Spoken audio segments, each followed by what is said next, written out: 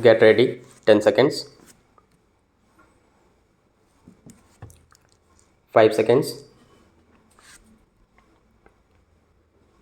Start. Madam Vice Chairman, it is rather unfortunate that on a subject like this, where the lives of millions of our countrymen are affected, we have to go by the limitations of time in offering our remarks, as a result of which I will not take the House to the various details which I would have liked to do.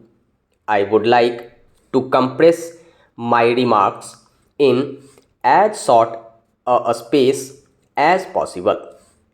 Madam, the lot of the finance minister is not a happy one. If he receives bouquet from one side, he gets brickbats from the other. Our country is occupying such a crucial position in the underdeveloped countries of the world that every action of the finance minister will have repercussions not only in this country but outside the country as well. We have chosen the path of economic development in a planned manner, but as you are aware, economic development in an undeveloped economy has to pass through very critical and trying times. The resources which are available to a developed economy, industrialized economy, are not available to a country like ours. That puts a limitation on our efforts to utilize the resources, the limited resources that are available to us to the best advantage possible. In the light of these factors, we have to judge the budget proposals that are before the House for discussion. We have also to consider one very important factor, and that is what were the economic conditions prevailing in the preceding year, because these are the things which will condition our action in future. The finance minister, in his budget speech, has given a review of the economic conditions prevailing in the country during the preceding year. It is no use denying the fact that last year we were rather unhappy. There was a shortfall in agricultural production. There was also an overall shortfall in industrial production. In view of those factors, we might be tempted to take a pessimistic view, but as you are aware, agricultural production in this country has to solely depend to a large extent on the vagaries of the monsoon. Even though our cultivated area in acres is larger than the cultivated area in China, our production is less than that of China. One of the most important reasons is that the cultivated area under irrigation in India is 21%.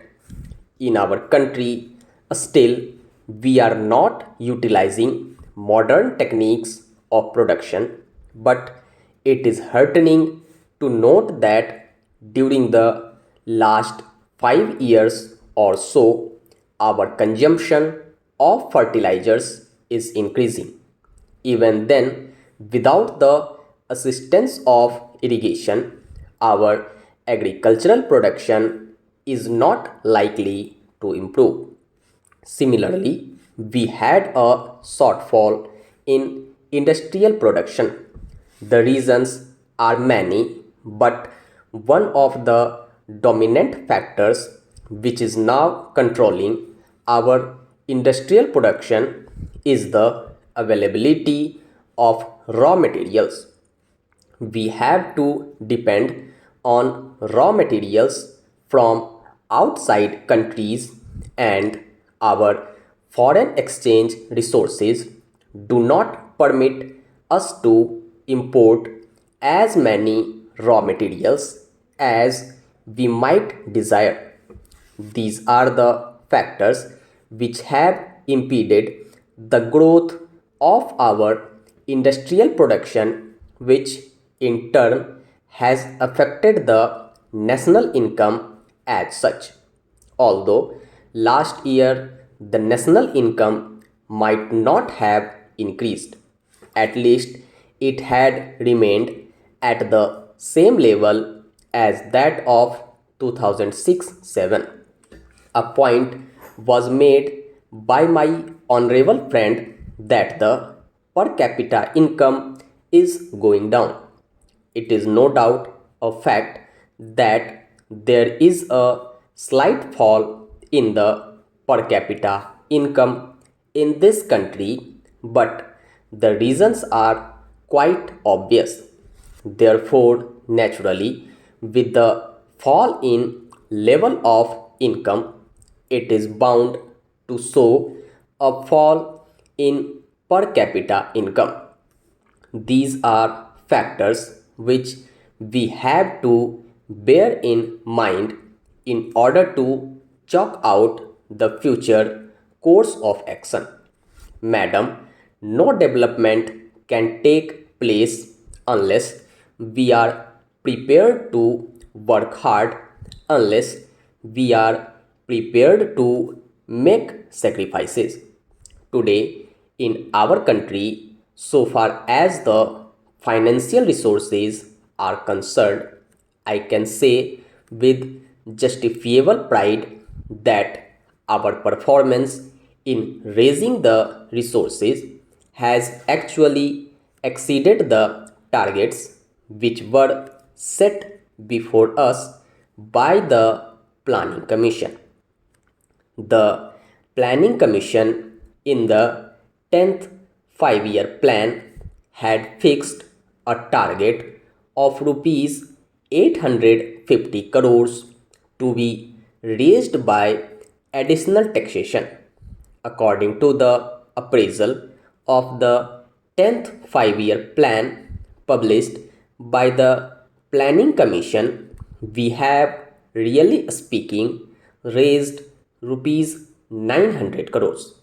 Therefore, from the point of view of making revenue available to the states for the purpose of implementing the plan, it cannot be shifted to the shoulders of the people in the sense that they have not given the resources which were fixed by the Planning Commission. Under the circumstances, a natural question can be asked: what is the reason why our economy is not picking up? The reason was given in the appraisal that during the 2 years which were under review, in that report they had come to the conclusion